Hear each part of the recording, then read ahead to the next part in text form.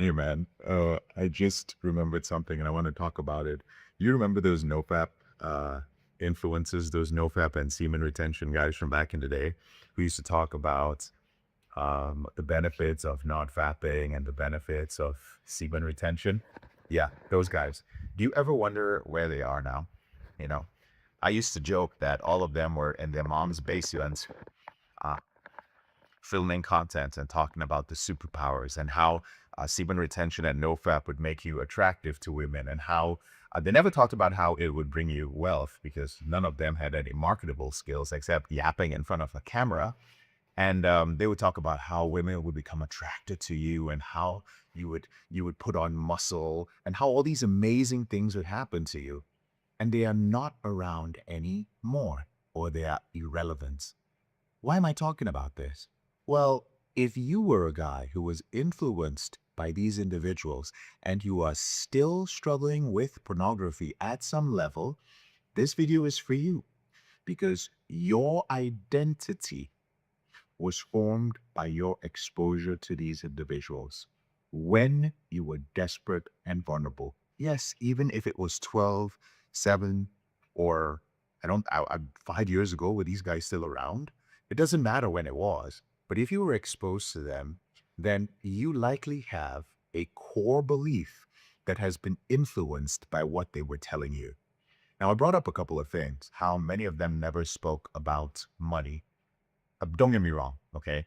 I was an internet yapper and I still am. I don't mean yapping as in lying. I mean, my primary skill is using my voice and using my skill set to get messages across and to make things easier to digest for people. It's my gift, and so I use it. The difference between me and those individuals was that, like an idiot, I actually was always going to do this. That's why 10 years later I look around, I'm like, where are all these guys? And that's why I was laughing and I wanted to shoot this video because I was like, wait a minute, I'm the only one who was legitimately trying to do this. And don't get me wrong, I did shoot like a video once that was called the 10 superpowers you get when you quit pornography. Unfortunately, in the video, I actually talked about hard work and discipline and the things it took to get the body I had and developing marketing skills, like marketable skills, like, how to market and how to sell and how to be persistent and how to notice patterns and different things. Needless to say, it was not a popular video because people got mad at me. They wanted me to talk about the superpowers that apparently I got because I retained my seed, and how women would be attracted to me, and how I would have more gains in the gym, and whatever other bullshit that they had been feeding you. If you were exposed to men like that, I know it sounds bad. It sounds like the beginning of those law firm ads where it's just like, if you were a student at St. Jude's, blah, blah, blah, over those years, you may be entitled to, yes, if you were exposed to a nofap influencer between 2010 and 2020, you may be entitled. No. But on a serious note, they may have impacted some of your beliefs, which in turn has affected your identity.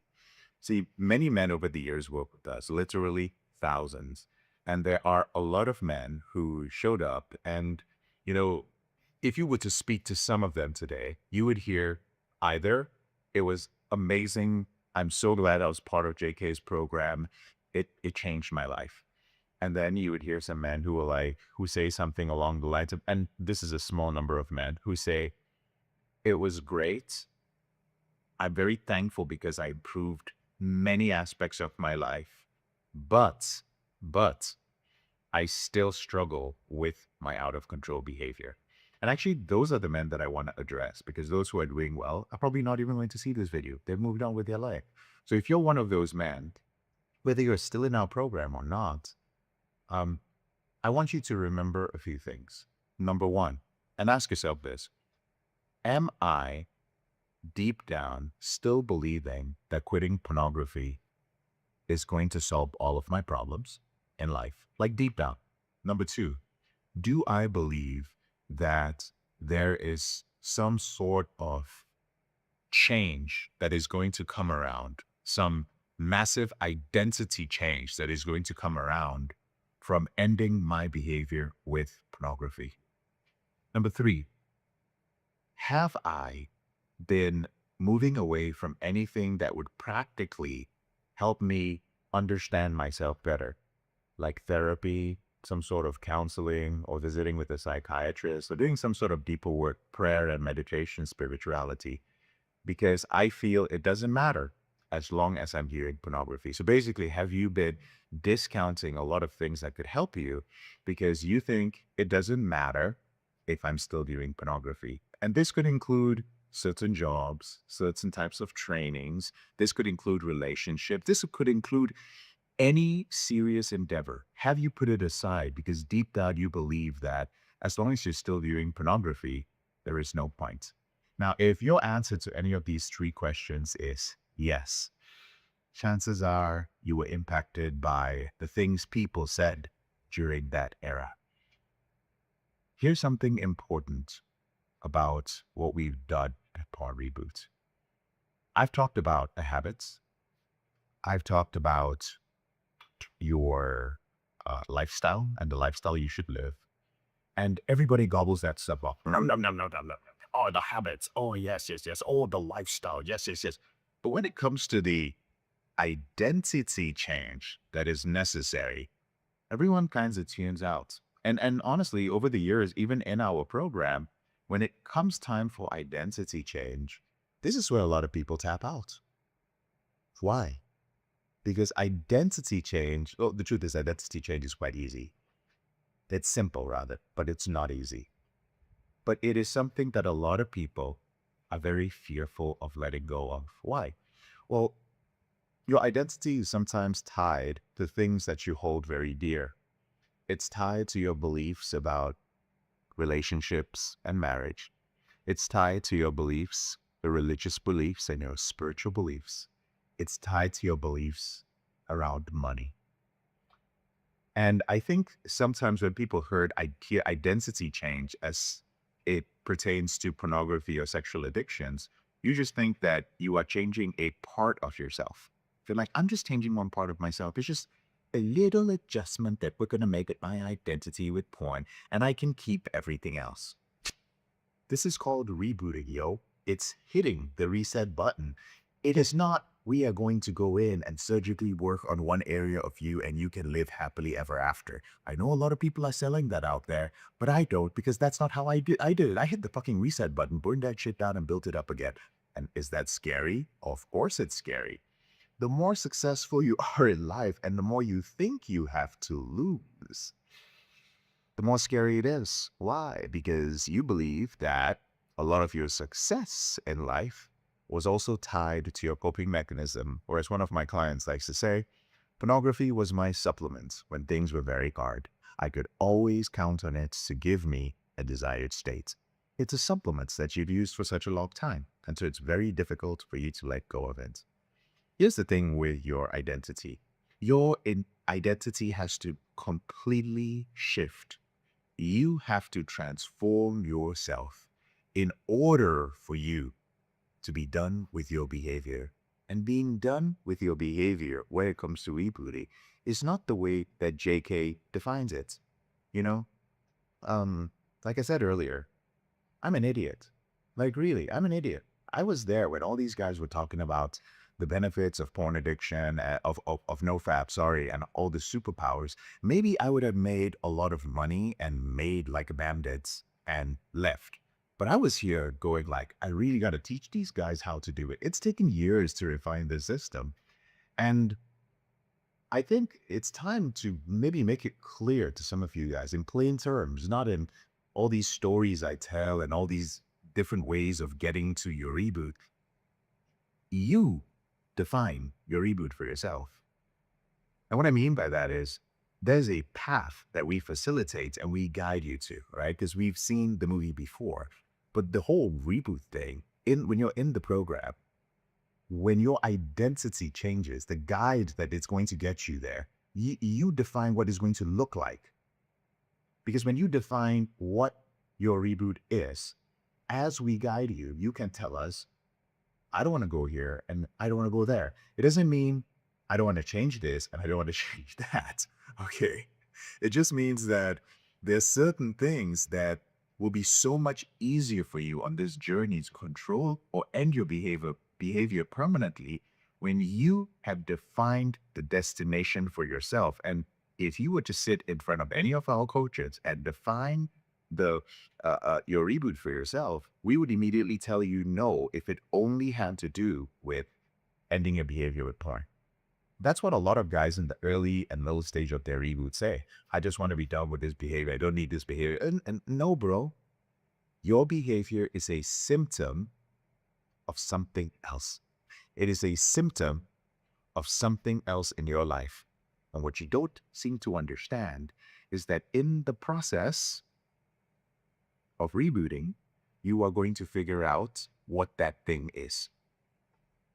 You are going to figure out whatever the thing or sometimes the things are that are getting in your way. And as you figure those things out, you begin to define your reboots. It's like, God, I'm so bad at analogies. And I actually didn't intend for this video to be so long. I literally just wanted to make something funny, but I'm not a funny guy.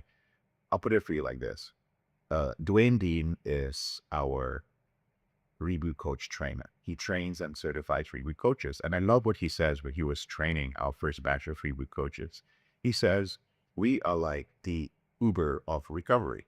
It's you get into the vehicle and then you tell us where you want to go. You don't know how to get there.